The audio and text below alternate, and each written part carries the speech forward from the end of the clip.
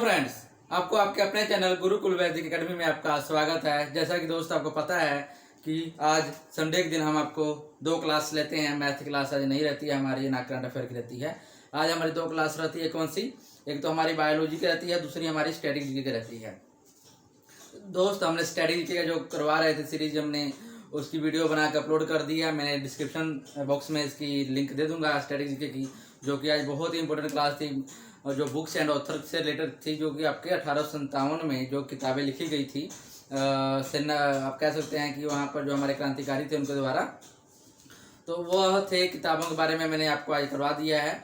तो हमारा series complete हो चुका है। तो मैं आपको क्या करूँगा कि डिस्क्रिप्शन लिस्ट में, यानी आपके आज वाली क्लास की जो ये वाली क्लास है, इसके जो डिस्क्रिप्शन बॉक्स होगा उसमें मैं उसका लिंक दे दूंगा, आप जाकर और उसको लिंक पर क्लिक करके आप देख सकते हैं वीडियो। ठीक है दोस्त? तो जैसे कि दोस्त आप बायोलॉजी के बारे में आप आ जाइए। हमारा जो चैप्टर है बायोलॉजी, ठीक है? तो बायोलॉजी का जो चैप्टर है, तो इसमें हम ऑलरेडी आपको एक चैप्टर कंप्लीट करवा चुके हैं जिसका नाम था सेल, यानी कोशिका। कोशिका से जितने भी मतलब समझाने वाली चीज़ें थी, मैंने सभी समझा दिया आपको। प्लस में उनके जो फाउंडर थे, जो मतलब किसका खोज किया, मतलब सेल में होता है ना माइटोकॉन्ड्रिया, प्लास्टिड्स वगैरह जो भी है, तो मैंने सभी का बता दिया था। और जो भी उससे डिटेल से क्वेश्चनिंग फ्रेम होते थे, मैं साथ में आपको पैरेलल बताया गया था कि हम किसी ये इस टाइप का क्वेश्चन बन सकता है, मैं बताया गया था। बहुत अच्छे से क्लास ली थी सेल की दोस्त। तो आपने अगर सेल वाली वीडियो नहीं देखी है, कोशिका वाली वीडियो नहीं देखी है, तो आपसे रिक्वेस्ट है कि आप जाकर पहले उसको देख ले, उसके बाद आप इस चैप्टर पे आए। ठीक है दोस्त? मैं काम करूंगा इसके डिस्क्रिप्शन बॉक्स में उसका भी लिंक्स दे दूंगा, तो उसके लिंक पर जाके आप वीडियो देख सकते हैं। प्लेलिस्ट में भी मिल जाएगा आपको। हमारे चैनल पर जाके क्या करना है कि आप जो हमारा जो स्टैटिक वाला जो मतलब प्लेलिस्ट होगा, उसी में आपको ये वीडियो मिलेंगी। मैंने अलग से बायोलॉजी की कोई वीडियो प्लेलिस्ट नहीं बना रखी है, लेकिन आप जाएंगे स्टैटिक आपका प्लेलिस्ट में, तो स्टैटिक वाले फोल्डर में जाएंगे तो आपको ये मिल जाएगा। ठीक है दोस्त? तो आज की जो क्लास रहने वाली है, मोस्ट इंपोर्टेंट, बहुत ज़बरदस्त, शानदार, मज़ेदार, जो आपको मतलब मज़ा भी आएगा पढ़ने में, वाली क्लास रहने वाली, जिसका नाम है क्रोमोसोम। अगर आप सेल के बारे में पढ़ लेंगे, सेल को जान लेंगे, तो क्रोमोसोम को भी आपको समझना थोड़ा इजी हो जाएगा, अच्छे से पढ़ पाएंगे। तो आज जो क्लास आ रही है, जैसे आपको हेडिंग से दिख रहा होगा, यहाँ पर आपके सामने डायग्राम होगी, फिगर बना हुआ है। फिगर से और हेडिंग से पता लग रहा होगा कि जो हमारी क्लास है क्रोमोसोम की है, यानी गुणसूत्र की है। हिंदी में इसको क्या बोलते हैं? गुणसूत्र बोलते हैं। जो बहुत ही इंपॉर्टेंट क्लास है दोस्त। इसके बारे में आपको, क्रोमोसोम के बारे में आपको पता होना चाहिए, क्योंकि जितने भी लिविंग थिंग्स है अर्थ पे, जितने भी लिविंग थिंग्स है दोस्त, उसमें क्रोमोसोम से ही बने हैं मिलकर सभी। मतलब क्रोमोसोम से तो नहीं कहेंगे, मतलब कह सकते हैं क्रोमोसोम एक आधार कह सकते हैं हम। और क्रोमोसोम में ऐसे बहुत सी चीज़ें पाई जाती है जो कि किसी को बनाने के लिए ज़रूरी होती हैं। तो मैं आपको बताऊंगा क्रोमोसोम में, यानी हमारा टॉपिक्स जो रहने वाला है, टॉपिक जो हमारा है वो क्रोमोसोम का है। तो क्रोमोसोम में जो जो पाए जाते हैं पार्टिकल्स, मटेरियल कह दें, या उसमें जो अंग भी कह सकते हैं, वो कह दें आप, तो वो मैं बताऊंगा, जो कि आपके कितने आपके लिए ज़रूरी है। और दोस्त, इसके बारे में आपको नॉलेज होना भी बहुत ज़रूरी है। तो दोस्त, आप लोग तैयार हो जाए, रेडी हो जाए मज़ेदार सेशन के लिए, इस ज़बरदस्त क्लास के लिए। आप फटाफट शेयर करें पहले तो क्लास को, शेयर करके दूसरों को जोड़ें और सब्सक्राइब करें चैनल को। अगर आपने चैनल पर नए हैं, आपने सब्सक्राइब नहीं किया है, तो प्लीज़ चैनल को सब्सक्राइब कर दें, शेयर कर दें और लाइक कर दें, ताकि हम आपको इससे भी बेहतर प्रोवाइड करें, या इससे अच्छा भी आपको पढ़ाने की कोशिश करेंगे दोस्त। तो चलिए दोस्त, चलते हैं क्रोमोसोम के बारे में जानिए। क्रोमोसोम यानी क्या होता है? क्रोमोसोम यानी क्या होता है दोस्त? कोई बता पाएगा? चलिए मैं बताता हूँ। क्रोमोसोम यानी गुणसूत्र क्या है। देखिए दोस्त, अगर आप जैसे आपको पता है सेल के बारे में, तो सेल क्या है? सेल एक बेसिक यूनिट ऑफ लाइफ है। किसी भी लाइफ का एक बेसिक यूनिट है। ये आपने पढ़ लिया है या पता है आपको? ठीक है?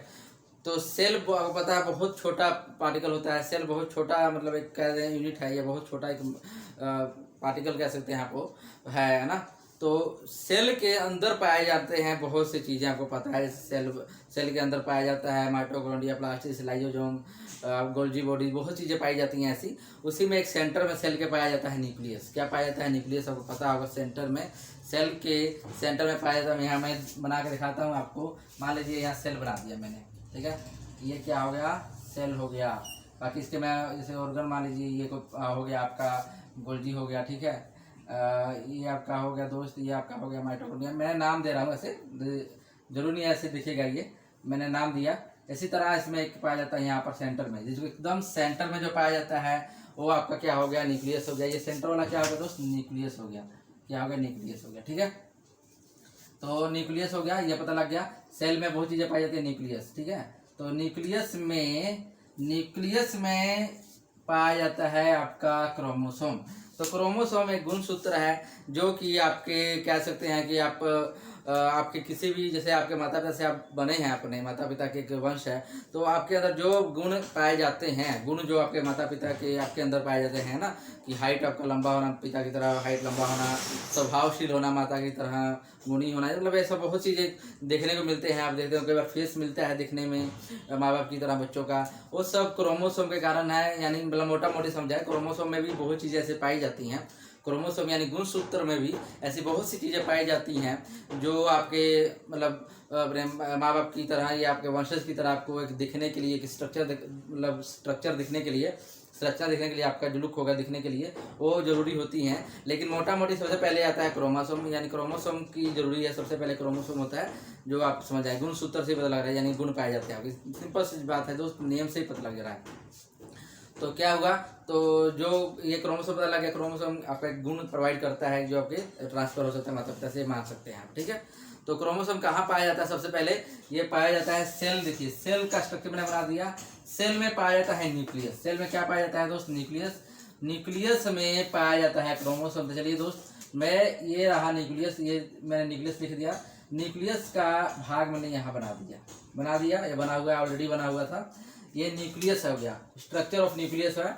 न्यूक्लियस में भी बहुत सी चीज़ें पाई जाती हैं। न्यूक्लियस में भी, इसमें न्यूक्लियस में लिक्विड ही पाया जाता है, न्यूक्लियोप्लाज्म जिसको बोलते हैं आप।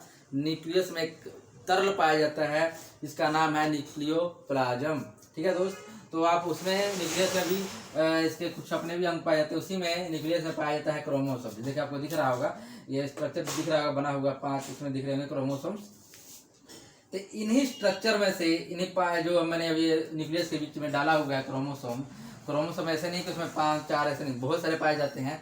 तो उन्हीं में से एक क्रोमोसोम को मैंने हाईलाइट कर लिया। यहाँ पर डायग्राम आपको फिगर में दिख रहा होगा, ये आपके सामने एक क्रोमोसोम बन गया है। सेम इसी में से जो है आपके सामने ये मैंने ड्रॉ कर दिया, इसी में से निकलेगा। न्यूक्लियस हो गया, सबसे पहले सेल हो गया, सेल में से न्यूक्लियस निकाला, यहाँ ड्रॉ किया न्यूक्लियस, न्यूक्लियस में से निकाल लिया मैंने, क्या होगा, क्रोमोसोम हो गया।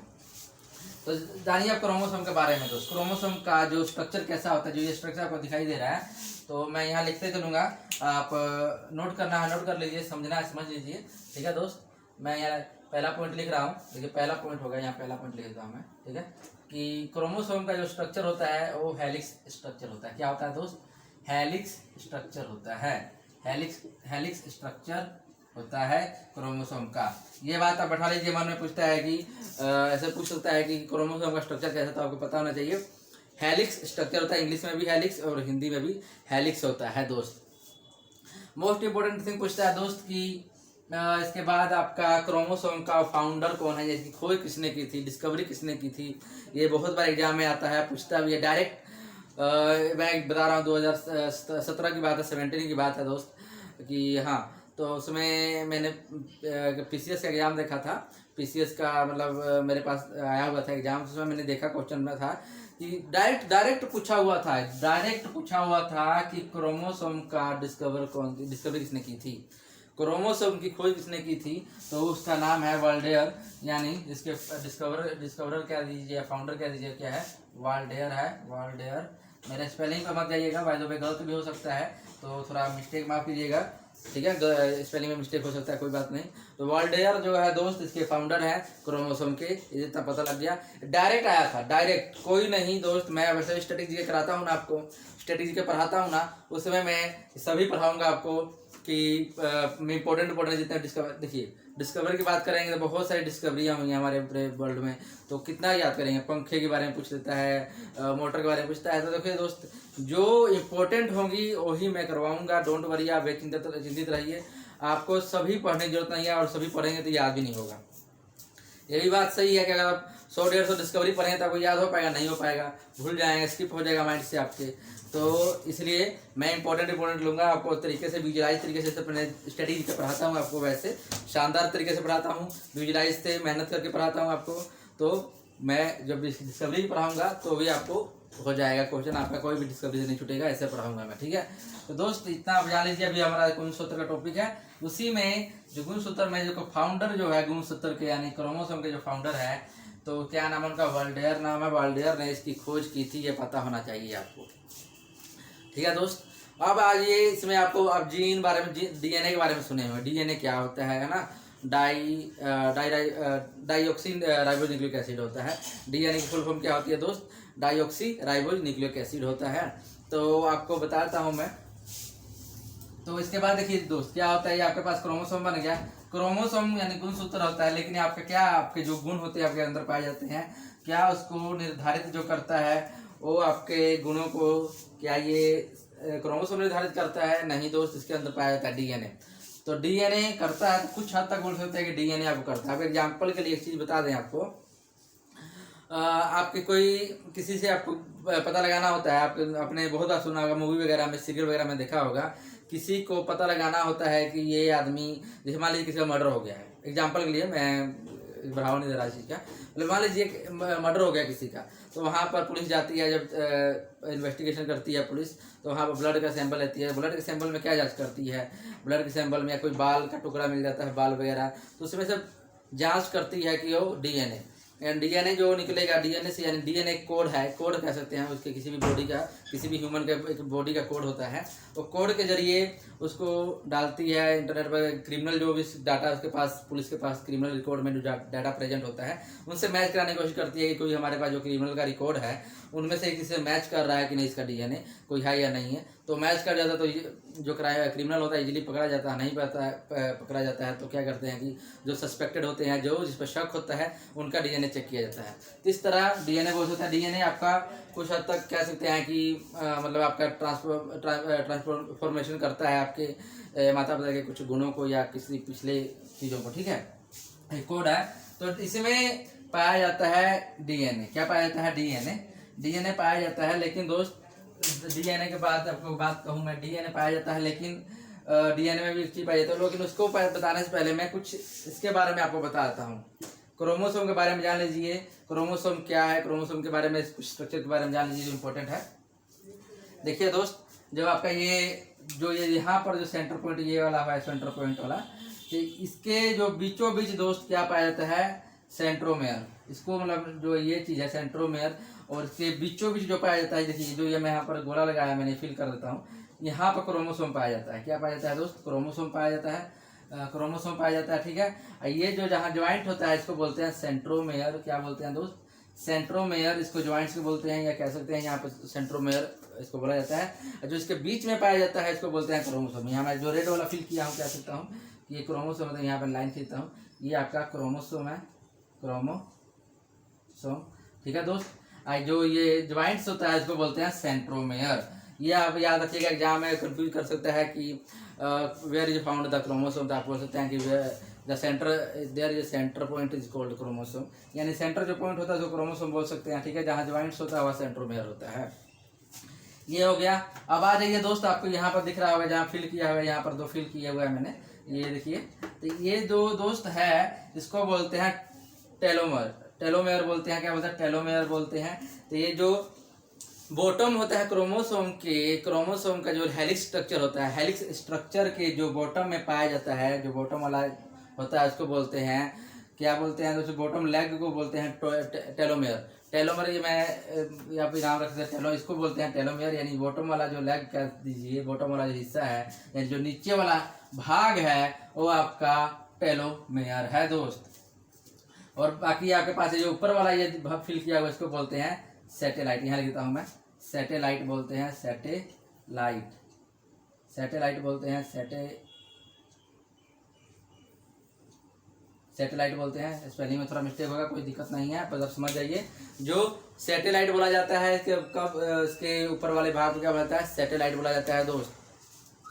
तो आप समझ गए होंगे। तो चलिए अब आगे देखिए क्या है।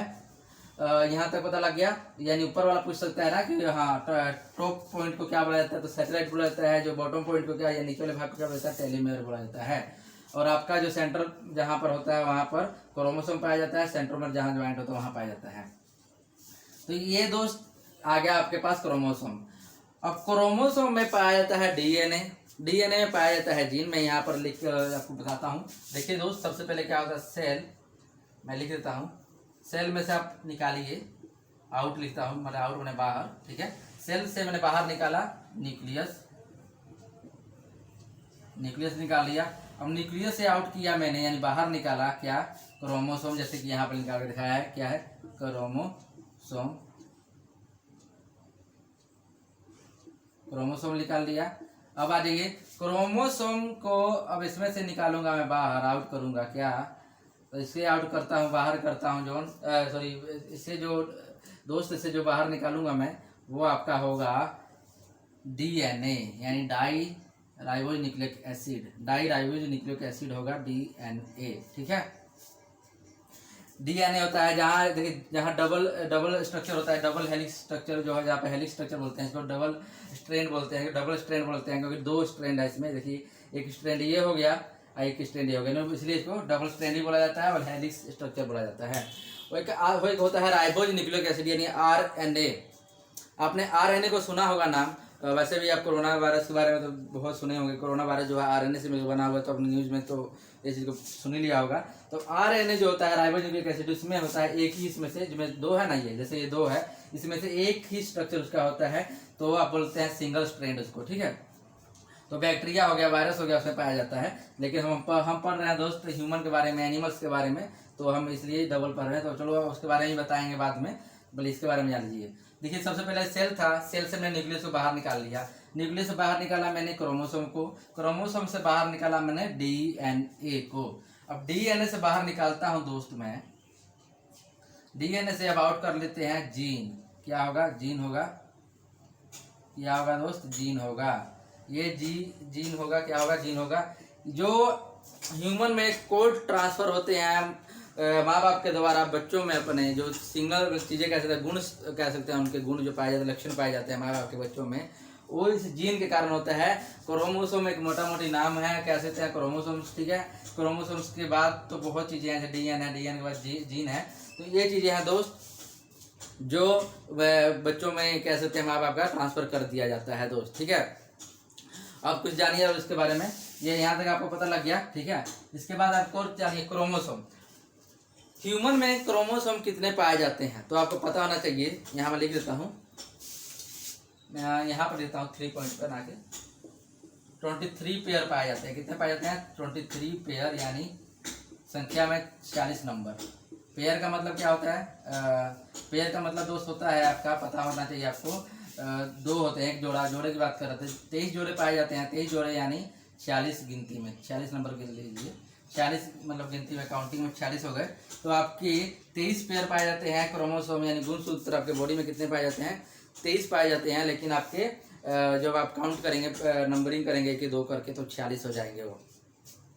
यहाँ तक समझ आ गया होगा दोस्त आपको। मज़ेदार क्लास चल रही है, मज़ा आ रहा है ना, समझ में आ रहा है ना मेरे भाई, समझ में आ रहा है ना आपको, लग रहा है ना इंटरेस्टिंग क्लास। तो दोस्त लाइक तो बनता है, शेयर तो बनता है, प्लीज़ शेयर करें वीडियो को और भी जोड़े साथ में, ताकि आप सभी मिलकर एक साथ देखें और क्लास का मजा लें, ठीक है दोस्त। यहाँ तक पता लग गया आपको, रिव्यू पता लग गया कितने पाए जाते हैं क्रोमोसोम ह्यूमन में। तो ह्यूमन में 40 पाए जाते हैं। और भी कुछ इंपॉर्टेंट चीज़ें हैं जिसके बारे में आपको पता होना चाहिए कि किसमें कितना क्रोमोसोम पाया जाता है, क्योंकि एग्जाम में एग्जामिनर का कोई भरोसा नहीं होता है, वो कभी भी कुछ डाल देता है, वो डाल देता है कि बताइए कि मटर में कितना, यानी पी में कितना पाया जाता है, बताइए कबूतर में कितना पाया जाता है, तो ये पूछ देता है। तो मैं बता दूंगा, जो इंपॉर्टेंट होंगे वो बता दूंगा, जिसके बारे में आता है एग्जाम में, वो मैं लास्ट में बताऊंगा। फिलहाल आप इतना जानिए, ह्यूमन का जान लीजिए, ठीक है। अब इसके बाद आ जाइए, जीन हो गया। और जीन क्या होता है, डीएनए क्या होता है, ये जानना पड़ेगा आपको। देखिए दोस्त, क्या है इसमें, सबसे पहले जीन जानना, डीएनए जानने से पहले एक चीज जानिए, इसमें हेलिक्स स्ट्रक्चर है, जो ये आपका क्रोमोसोम का हेलिक्स स्ट्रक्चर है, इसमें जो पाया जा रहा है, जो इसमें एक धागा नुमा, यानी कह सकते हैं एक धागा की तरह एक संरचना पाई जाती है, स्ट्रक्चर पाया जाता है, स्ट्रिंग की तरह, धागा की तरह। तो वो जो स्ट्रिंग यानी धागा की तरह जो स्ट्रक्चर या संरचना पाई जाती है, उसको बोलते हैं एरन।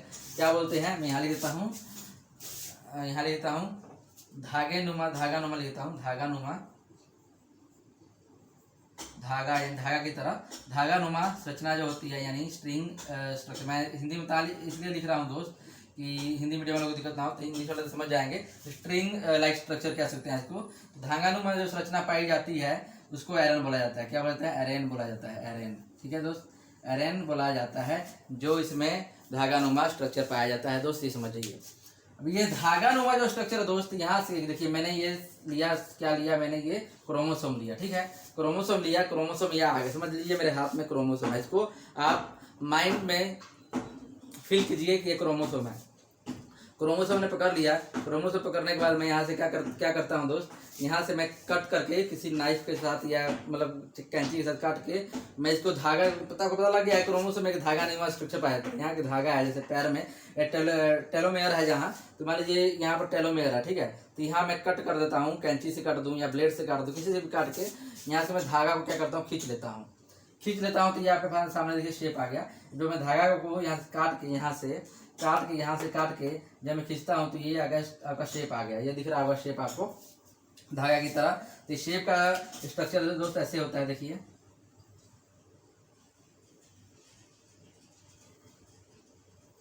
ये स्ट्रक्चर आ गया जो मैं आपको इतना देखिए काफ़ी बड़ा में मैंने बनाया हुआ स्ट्रक्चर।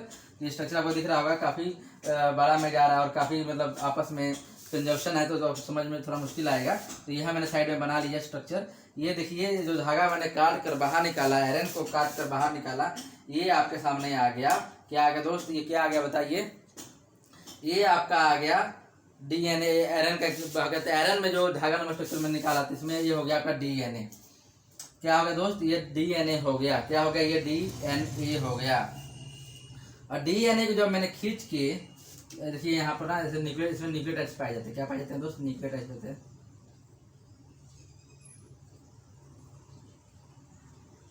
इसमें जो ये न्यूक्लियोटाइड्स पाए जाते हैं 10 टाइप्स न्यूक्लियोटाइड, गिनती में काउंटिंग में करेंगे तो 10 न्यूक्लियोसाइड पाए जाते हैं। इसमें कितने पाए जाते हैं? 10 न्यूक्लियोसाइड्स होते हैं। उनका मैं नाम बताऊंगा कौन कौन से न्यूक्लियोसाइड होते हैं दोस्त, तो आप समझ जाइए। मैं यहाँ पर देखिए जो बीच वाला है इसमें मैंने सभी लिख दिए हैं, 10 के 10 मैंने बता दिया है गिन के। बाकी नीचे वाला मैंने हाफ स्ट्रक्चर लिया है तो उसमें नहीं, उसको छोड़ दीजिए। तो ये देखिए दोस्त आपके पास स्ट्रक्चर बना दिया मैंने, ये डीएनए का हो गया। तो डीएनए क्या होता है देखिए दोस्त, जब आप क्या करते हैं, जब आप इसको क्रोमोसोम में से एरेन निकालते हैं, धागा को खींच के इसे थोड़ा सा बाहर निकालते हैं तो वो आपका डीएनए होता है। क्या होता है? डीएनए होता है। स्प्रिंग की तरह का स्ट्रक्चर होता है कि मैं ऐसे निकाल दिया मैंने, ऐसे देख मान लीजिए यहाँ पर पकड़ के ऐसे मैं निकाल दिया, तो ये हो गया आपका डीएनए। जब मैं इसको और खींचता हूँ ऐसे, मतलब इसको मैं खींचता जाता हूँ तो आपका क्या बन जाता है दोस्त? वो आपका बन जाता है जीन। क्या बन जाता है? जीन बन जाता है, जीन। अब ये देखिए जो मैंने इसको मैं ऐसे जैसे यहाँ पर है, इसको कंबाइन यानी कंजप्शन, मतलब यहाँ पर कंजप्शन कर रहा हूँ, सॉरी मैं दोस्त। इसको जब आप स्प्रिंग को दबा देते हैं, ऐसे दबा देंगे, यानी इसको दबाने के बाद जो होगा वो आपका क्या होगा? डीएनए होगा। दबा देंगे यानी छोटा सा बना देंगे दबा कर, तो क्या होगा दोस्त? आपका डीएनए होगा। और जब इसी को स्प्रिंग की तरह को खींच लेंगे, बाहर की तरफ ऐसे फैला लेंगे खींचकर, वो आपका क्या हो गया? जीन हो गया। जैसे कि मैंने यहाँ पर इसमें से काट कर खींच दिया, तो ये आपको जो बना है डीएनए बना, ऐसी बना है, जीन बना है। तो अब इसमें ये जीन पाए गए हैं। ठीक है, यहाँ तक आपको समझ आ गया होगा दोस्त, समझ आ रहा होगा आपको। ये हो गया जीन, और ये आपके सामने डीएनए का स्ट्रक्चर में जीन पाया जाता है, पता लग गया। यहाँ पर सही सेल के बाद न्यूक्लियस आता है, न्यूक्लियस में से आप निकालते हैं क्रोमोसोम, क्रोमोसोम से आप डीएनए निकालते हैं, डीएनए से आप क्या निकालते हैं? जीन को बाहर निकालते हैं दोस्त। ये आ गया समझ। अब आज ये यहाँ तो समझिए। अब इसमें क्या पाया जाता है? न्यूक्लियोटाइड्स पाए जाते हैं। मतलब पता लग गया कि आप जब धागन स्ट्रक्चर में जो क्या बोलते हैं, कंजक्टेड होता है, कंजक्टेड होता है, जब दबा हुआ होता है तो होता है दोस्त आपका डीएनए। जब आप उसको स्ट्रेच करते हैं यानी इसको फैला देते हैं, स्प्रिंग को स्ट्रेच कर देते हैं, खींच लेते हैं, तो आपका जीन बन जाता है। जीन उसमें दिखने लगता है, आपको जीन बाहर आता है।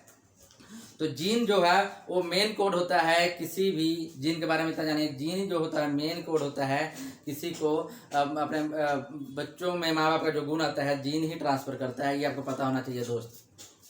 जीन जो होता है, तो जीन में न्यूक्लियोटाइड पाए जाते हैं। ये जीन हो, ये देखिए पूरा स्ट्रक्चर हो गया, यहाँ से यहाँ तक, यहाँ से यहाँ तक क्या हो गया? आपका जीन हो गया। इसमें जो ये 10 काउंटिंग 1 2 3 4 5 6 जो पाए जाते हैं, ये 10 पाए जाते हैं न्यूक्लियो 10 इसमें न्यूक्लियोटाइड्स पाए जाते हैं जीन में। जब इसको आप दबा देते हैं, जो कंजक्टेड कर देते हैं, तो आपका ये क्या हो जाता है दोस्त? आपका ये बन जाता है डीएनए। तो आपके ये क्या हो गया? पता लग गया न्यूक्लियोटाइड्स, ठीक है। अब आ जाइए डीएनए। डीएनए का फुल फॉर्म होता है मैं लिख देता हूँ यहाँ पर डीएनए का, मैं यहाँ इरेज कर दूंगा, आपको पता लग गया। यहाँ से ऊपर से इरेज कर देता हूँ, तो यहाँ से तो आपको समझ आ ही गया होगा। ये इरेज करके दिखाता हूँ मैं, अब समझाता हूँ ये देखिए। डीएनए का फुल फॉर्म होता है डाईऑक्सी राइबो न्यूक्लिक एसिड, यानी डीएनए का फुल फॉर्म क्या होता है, डाईऑक्सी, याद रखिएगा फुल फॉर्म या में आता है डाईऑक्सी राइबो न्यूक्लिक एसिड, ये आ गया फुल फॉर्म है डीएनए का। डीएनए का जो फुल फॉर्म है डाईऑक्सी राइबो न्यूक्लिक एसिड होता है। ये भी आपका यही स्ट्रक्चर होता है, डबल हेलिक्स स्ट्रक्चर होता है डीएनए का। आरएनए का सिंगल हेलिक्स स्ट्रक्चर होता है, हेलिक्स तो नहीं होता, स्ट्रैंड बोलते हैं उसको, या डबल स्ट्रैंड इसको बोलते हैं, ठीक है। तो आपका डीएनए का खोज किसने किया था, आपको पता होना चाहिए। डीएनए का जो फाउंडर थे कौन थे, तो जी देखिए डीएनए के जो फाउंडर थे दोस्तों आपके थे कार्ल्स।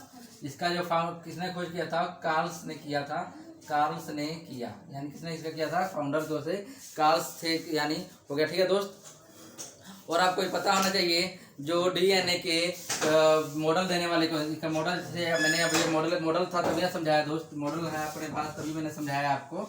तो डीएनए के फाउंडर यानी इसके खोजर कह सकते हैं, डिस्कवरर कह सकते हैं, जो इसकी खोज की थी वो कार्ल्स ने की थी। ओके, यहाँ तक समझ आ गया।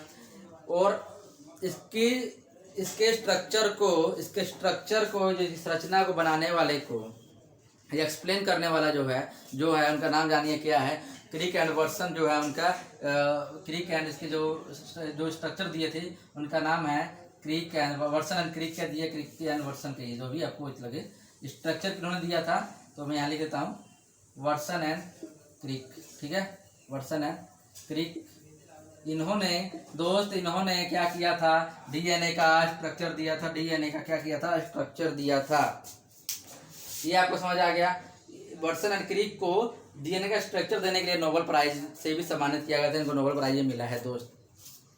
अगेन मैं बता रहा हूँ, जैसे मैंने अभी बताया था आपको वाल्डेर के बारे में बताया था ना कि एग्जाम में आया था पीसीएस के डायरेक्ट, तो 2018 का वही पीसीएस के एग्जाम में बता रहा हूँ दोस्त। वर्सन एंड क्रिक का पूछा कि डीएनए का कौन से ऐसे था क्वेश्चन, कौन से ऐसे वैज्ञानिक थे जिन्होंने डीएनए की संरचना के लिए नोबेल पुरस्कार जीता था, तो आपका ये आंसर बन गया था वर्सन एंड क्रिक। आपको पता होता है संरचना, देखिए डायरेक्ट बोल दिया संरचना इन्होंने दिया है, नोबेल पुरस्कार मिले या ना मिले से कोई मतलब नहीं है, जब इन्होंने आपका स्ट्रक्चर दिया है तो वर्सन एंड क्रिक ही हो गया, आंसर हो गया आपका। तो आपको पता डायरेक्ट आ जाता है एग्जाम में, तो इसलिए क्लास को ध्यान समझते चले। हम आपको एग्जाम में जैसे आए हैं मैं साथ बताते चलूंगा कि और कब आया है एग्जाम, यही बताऊंगा। अब बेचिंतित हमारे साथ पढ़िए और मजे से कीजिए और एग्जाम क्वालिफाई कीजिए। ये आपका आ गया आंसर दोस्त, जो कार्ल्स जो है वर्सन एंड क्रिक आपके आंसर का स्ट्रक्चर, ठीक है। अब इसके बाद ये तक पता लग गया, फाउंडर हो गया, पता लग गया आपको, ठीक है। तो अब आ जाइए ये डीएनए, देखिए दोस्त डीएनए, अब जब बताइए सेल में क्रोमोसोम पाया जाता है, क्रोमोसोम में सेल में न्यूक्लियस पाया जाता है, न्यूक्लियस में क्रोमोसोम पाया जाता है, क्रोमोसोम में डीएनए पाया जाता है। तो पता है डीएनए क्रोमोसोम के अलावा या न्यूक्लियस के अलावा और किसमें पाया जा सकता है, तो एग्जाम में भी ये भी आया हुआ है, भी पता होना चाहिए कि आपका जो क्रोमोसोम के अलावा कह दिया, क्रोमोसोम छोड़िए आप उसको, क्रोमोसोम न्यूक्लियस में क्रोमोसोम पाया जाता है, तो ऑब्वियसली न्यूक्लियस में डीएनए ही पाया जाता होगा। तो न्यूक्लियस को छोड़कर किसी अन्य में कहाँ आपको डीएनए देखने को मिलेगा, तो ये आपको याद होना चाहिए, पता होना चाहिए। डीएनए आपको दोस्त ये आपको माइटोकॉन्ड्रिया में जो मिलेगा, माइटोकॉन्ड्रिया में मिलेगा, प्लस आपका प्लास्टिड्स में मिलेगा। कहाँ मिलेंगे, प्लास्टिड्स में मिलेंगे दोस्त, ये आपका प्लस प्लास्टिड्स में मिलेगा। ये आपको पता होना चाहिए कि डीएनए आपका माइटोकॉन्ड्रिया में और प्लास्टिड्स में पाया जाता है। तो दोस्त यहाँ तक समझ आया, मजेदार क्लास, एक एक चीज समझाते हुए बताते हुए चल रहा हूँ आपको मैं, ठीक है दोस्त। तो अब आ जाइए, ये तो आपको डीएनए पता लग गया, डीएनए के बारे में पता लग गया, आरएनए के बारे में बता दिया मैंने कि आरएनए क्या होता है, डीएनए के बारे में भी आप समझा दिया।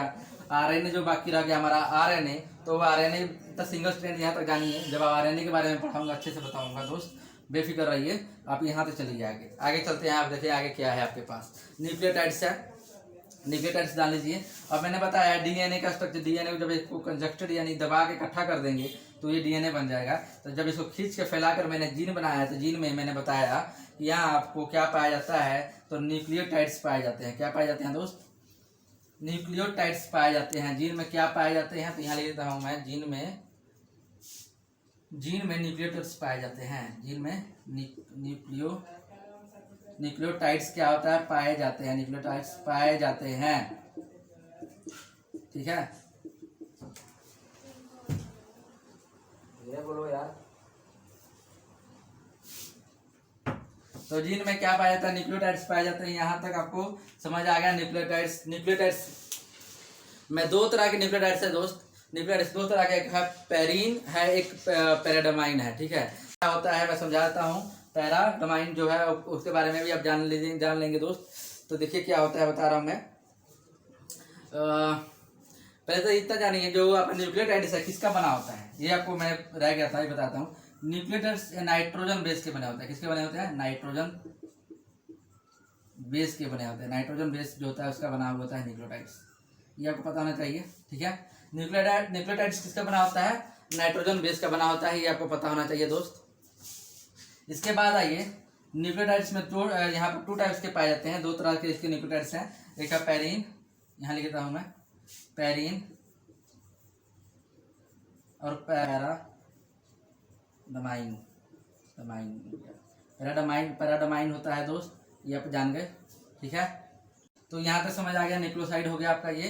तो न्यूक्लियोसाइड होता है दोस्त, इतना पता लग गया आपको। यहाँ न्यूक्लियोसाइड कैसे कैसे होता है समझ आ गया होगा। तो ये नाइट्रोजन बेस होते हैं, यह पता लग गया। जो जीन में ये पाए जाते हैं न्यूक्लियोसाइड्स, तो उसमें ये क्या होता है दोस्त, ये 2 पैराइन और पैराडामाइन जो है ये आपके नाइट्रोजन बेस होते हैं मेरे भाई। यहाँ तक आपको समझ आ गया होगा। और आप जानिए कौन कौन से होते हैं, तो ये आपको याद रख लीजिए। AG, यहाँ लिखता हूँ AGTC, सॉरी ATGC होगा, गलती हो गया, ATGC होता है। यानी ए से एडेनाइन, ठीक है। टी से आपका होता है, क्या होगा, टी से होगा, टी से थाइमिन होगा। ठीक है, जो 9 होगा साइटोसाइन। यानी ये आपके जो न्यूक्लियोटाइड्स हैं जो आपके जीन में पाए जाते हैं, जो ज्वाइन होते हैं। ठीक है, यहाँ तो पता लग गया कि ATGC हो गया दोस्त। ठीक है, अब देखिए क्या होगा, ये आपको पेयर याद करना पड़ेगा। AT में डबल बॉन्ड होता है और GC में ट्रिपल बॉन्ड होता है। यानी एडेनाइन, और मैं ऊपर सीरियस करना पड़ेगा मुझे। तो AT में देखिए क्या होता है दोस्त, AT जो होता है नहीं, एडेनाइन और आपका थाइमिन जो होता है, एडेनाइन और थाइमिन, उसमें जो बॉन्ड बनता है वो आपका डबल बॉन्ड बनता है। कौन सा बनता है, डबल बॉन्ड आपका बनता है। डबल बॉन्ड बना लीजिए। यहाँ लिख रहा हूँ मैं, ए लिख देता हूँ, ए से रिप्रेजेंट करता हूँ, ए रिप्रेजेंट कर रहा हूँ आपका टी से, तो ये आपका थाइमिन हो गया। तो ये आपका डबल बॉन्ड बनता है। ठीक है, और आपका दूसरा बनता है GC में जो, यानी जो 9 और साइटोसिन में जो बनता है ट्रिपल बॉन्ड बनता है। ये जो बॉन्डिंग होती है दोस्त, पूछता है कि जो बॉन्ड होता है कौन सा बॉन्ड होता है, ये भी एग्जाम में आता है। तो ये आपको पता होना चाहिए दोस्त, ये हाइड्रोजन बॉन्ड होते हैं। क्या कौन सा बॉन्ड होता है, हाइड्रोजन। ये हाइड्रोजन बॉन्ड होता है। कौन सा बॉन्ड होता है, हाइड्रोजन बॉन्ड होता है। ठीक है दोस्त, तो ATGC।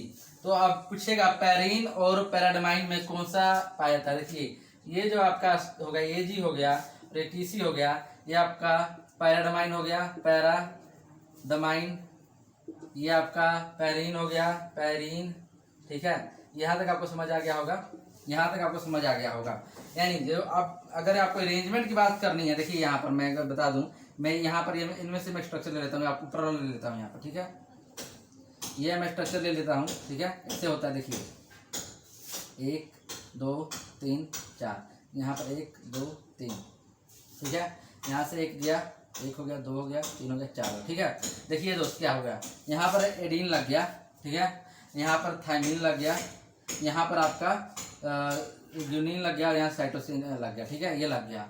फिर अगर मैं बात करूँ, फिर ऐसे मैं ले जाता हूँ, ऐसे ऐसे करते रहते। ठीक है, ऐसे ऐसे। तो देखिए दोस्त अब क्या होगा, अब जो बनेगा, अब देखिए पेरीन में क्या होगा, यहाँ से शुरू होगा, तो यहाँ पर अब देखिए रिपीट होगा।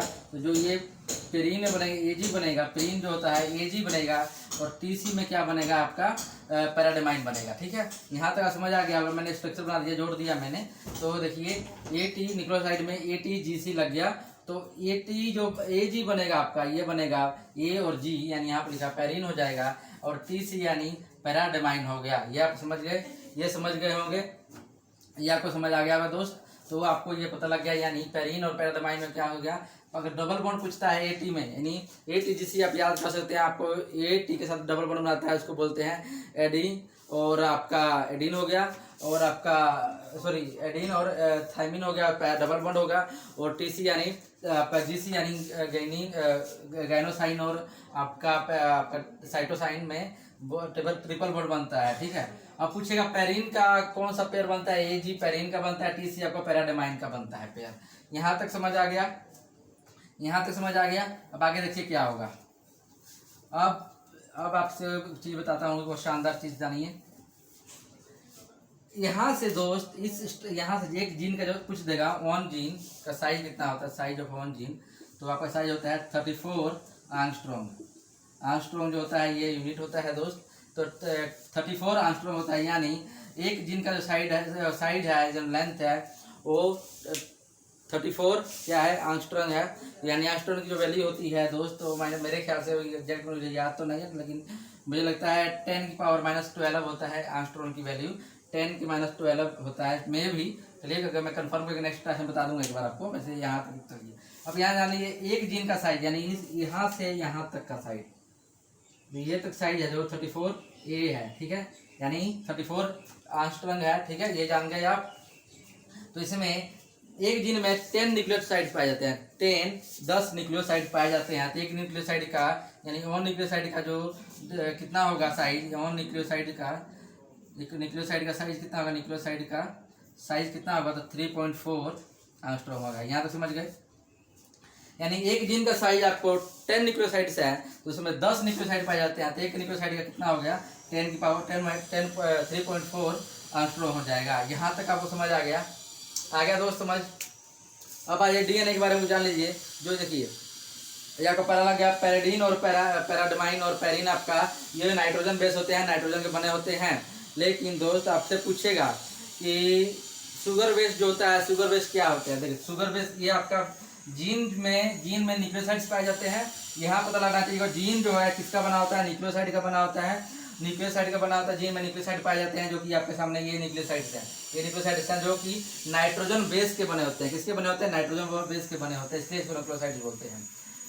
अब पूछता है शुगर बेस क्या होता है, शुगर बेस से कौन बना होता है, शुगर बेस से कौन बना होता है, तो आपको पता होना चाहिए DNA प्लस RNA, यानी राइबो न्यूक्लिक एसिड और डाइऑक्सी राइबो न्यूक्लिक एसिड जो होता है वो शुगर बेस के बने होते हैं।